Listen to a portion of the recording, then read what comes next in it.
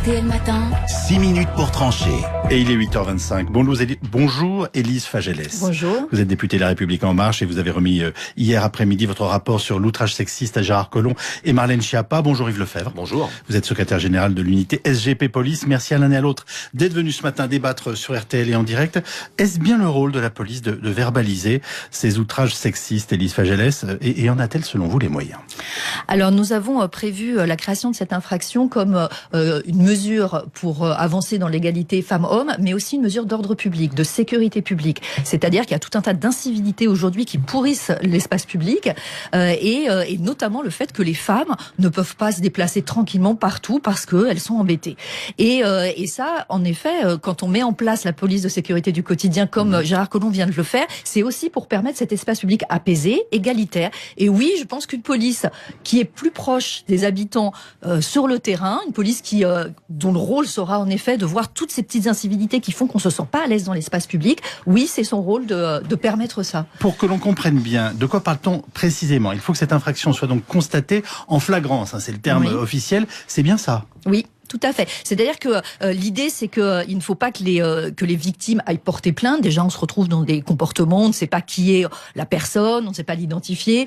C'est souvent sur le coup. Et puis, on sait bien que pour des infractions beaucoup plus graves, comme le harcèlement sexuel, comme l'agression sexuelle, comme le viol, les femmes ne vont pas porter plainte. Il ne s'agit pas de faire reporter ça sur leur dos. Donc, il faut, oui, que ce soit de la flagrance. C'est-à-dire que par une application, par plus de présence, en effet, policière sur le terrain, des comportements facilement identifiables puissent être sanctionné. Pardonnez-moi, je prends un exemple très simple qui connaissent à mon avis beaucoup de femmes en région parisienne. On vient de me mettre la main aux fesses dans le RER.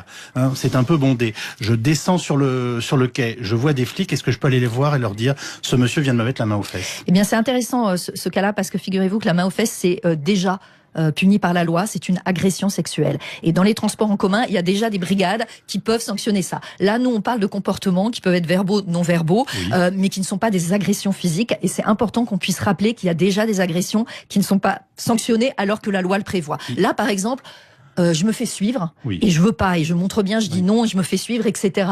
Donc oui, l'idée c'est de pouvoir tout de suite pouvoir dire ce monsieur est derrière moi. M'importune. Bien sûr. Bon, Yves Lefebvre, est-ce que nos forces de police sont impréparées, deux à même d'assumer ce genre de choses? Non, très clairement. Autant je m'associe bien évidemment à cette loi, à ce projet de loi. Qui ne pourrait pas s'y associer? Mais aujourd'hui, les forces de l'ordre n'ont pas les moyens, ne sont pas préparées, n'ont surtout pas les moyens, je dirais, quantitatifs pour assurer cette mission. Ça n'est qu'une question de moyens. C'est une question de moyens ou c'est une question de formation. Je l'ai dit tout à l'heure en préambule à madame, c'est que effectivement il va falloir qu'on puisse former la police nationale. Pourquoi? Parce que à quel moment pourrons-nous contraventionnaliser l'infraction constatée? Et le souci il est là, parce que la flagrance, bon c'est le droit français qui nous l'impose en la matière, mais la flagrance a quand même un champ d'application qui est particulièrement restrictif. À l'instant où la personne poursuivie par la clameur. On parle pas de rumeur, mais de clameur. Donc effectivement, là, ça va être très très difficile. Et les policiers aujourd'hui, qui plus est, la PSQ, oui, mais on ne doit pas se contenter simplement que de la PSQ, parce que la PSQ, on est sur des quartiers difficiles. Oui, mais pardonnez-moi, la police de sécurité au quotidien, elle est aussi pensée pour ce genre de problématique, a priori. Oui, bien sûr, mais aujourd'hui, on est simplement sur une quinzaine, une vingtaine d'agents mis dans les quartiers ciblés. Mais vous ne découvrez pas ça ce matin. J'ai découvert la loi hier, moi, pour tout vous dire. Le projet de loi, hier, le projet de loi n'a pas encore... La mission de la police de sécurité au quotidien, vous ne l'avez pas découvert hier. On commence à les découvrir jour par jour. La seule mission que moi j'ai retenue pour l'instant, c'est ce qui est décliné par Gérard Collomb, c'est la reconquête des zones de non-droit. D'ailleurs, j'ai particulièrement apprécié les propos du ministre. On parle dans une zone de reconquête. Alors effectivement, une fois qu'on aura pu reconquérir ces zones de non-droit, ensuite on pourra mettre en place efficacement ce genre de loi. Aujourd'hui, c'est complètement, malheureusement, et j'insiste bien, malheureusement, impossible. Et est-ce que vous percevez, Élise Fagellès, qu'on a sans doute besoin de moyens pour faire fonctionner cette police et pour qu'elle assume les missions que vous souhaitez la voir assumer et dont on comprend très bien qu'elles correspondent à de véritables préoccupations et de vrais problèmes? Oui, je comprends. Mais d'ailleurs, la police de sécurité du quotidien doit se déployer en effet dans des quartiers prioritaires, puis progressivement partout sur le territoire. C'est l'objectif d'ici 2022. Mais c'est aussi un changement de mentalité, de philosophie aussi de la police. C'est aussi libérer du temps, puisqu'il va y avoir une réforme de la procédure pénale, de libérer du temps pour l'ensemble des policiers, indépendamment de ces brigades nouvelles pour qu'ils puissent être beaucoup plus sur le terrain. Donc déjà ça, c'est des moyens libérés pour que les policiers puissent être plus au contact comme ça du terrain. Et puis aussi la fourniture tout simplement de smartphones pour tous les policiers, parce qu'il faut que ce soit immédiat. Cette forfaitisation, il faut que ça puisse être en effet constaté tout de suite. Ça, c'est voilà des moyens techniques, des moyens humains. Les choses vont se mettre en place et c'est aussi un changement de mentalité dans la population. On parle de formation des policiers, nous, on fait des propositions en termes de sensibilisation dès le plus jeune âge, le fait de définir un interdit social. Aussi, il y a une censure sociale, vous parliez de clameur tout à l'heure. Le fait que tout le monde sache que ces comportements sont interdits fait que quand on constate ça, on peut plus facilement dire « ça c'est interdit, on se comporte pas comme ça », appeler le policier qui est à côté. Et donc ça permet d'avoir une sécurisation, un apaisement de l'espace public. Yves Lefebvre.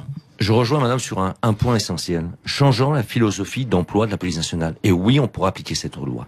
C'est-à-dire c'est-à-dire qu'effectivement, il va falloir redéployer des effectifs qui n'auront pas pour vocation à, je dirais, verbaliser systématiquement, ou ne serait-ce que d'avoir comme seule mission la verbalisation ou l'interpellation. Ce genre d'application, ce genre de mission liée à l'application de cette loi va passer par une phase préventive d'occupation du terrain pour montrer que nous sommes là, nous, policiers. Mais malheureusement, depuis maintenant 16 ans, la police baigne exclusivement, passez-moi l'expression, mais sur la politique de la statistique et du chiffre. Il faut que le policier soit rentable. Alors un policier qui va être, je dirais, en patrouille dans les transports urbains ou dans certains quartiers, sur certaines avenues, pour prévenir n'importe et quel verbaliser. flic, excusez-moi, qui est à proximité d'un transport en commun ou dans la rue, je peux vous dire qu'il est utile. Il n'y a aucun doute dans la tête de tous ceux qui s'y trouvent, bien sûr, et notamment des femmes. Mais aujourd'hui, il faut savoir quand même que le policier, s'il est utile dans l'opinion publique et dans la vôtre, Yves Calvi, bien évidemment, comme j'espère, comme moi, bien évidemment, et comme dans celle de tous nos concitoyens, aujourd'hui, pour certains stratèges de la police nationale, il doit être rentable, ce policier. Il doit être rentable. Il doit être rentable à travers ce qu'on appelle, nous, et qu'on dénonce depuis trop longtemps maintenant, la politique de la statistique, la politique du chiffre. C'est ce que dit Gérard Collomb. Gérard Collomb a annoncé la fin de la politique du chiffre. Pourvu que ça soit concrétisé. Pour le moment, j'ai confiance. Une toute dernière question, Élise Fagellès, c'est comment on fait constater l'outrage sexiste? Alors, ces comportements... C'est à la fois parfaitement clair, on est bien d'accord, et en même temps délicat. Oui, c'est extrêmement délicat. C'est pour ça que on parlait de sensibilisation, de prévention. C'est vraiment important qu'on puisse aussi dire, par des campagnes d'information, y compris dans les écoles maintenant, ces comportements qui créent des stratégies d'évitement. C'est-à-dire là où les femmes changent d'habits, changent d'horaire pour se déplacer. C'est pas de la déclaration, c'est pas du dépôt de plainte. Oui, mais si, parce qu'un comportement outrageant, humiliant, en raison du sexe ou de l'orientation sexuelle, supposée ou réelle, c'est, on le sait bien, tout le monde le sait, tout le monde l'a, enfin les femmes l'ont subi, etc. Des regards insistants, être sifflés dans la rue. Tous les jeunes savent, est-ce qu'il faut le faire, est-ce qu'il faut pas le faire. Pour le moment, ils savent qu'ils le font.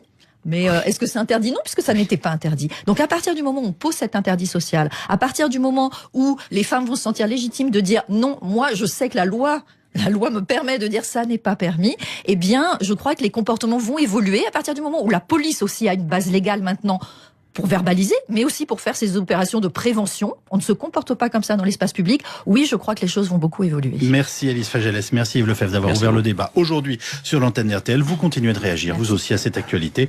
Dans quelques instants, Jérôme Chapuis pour les titres.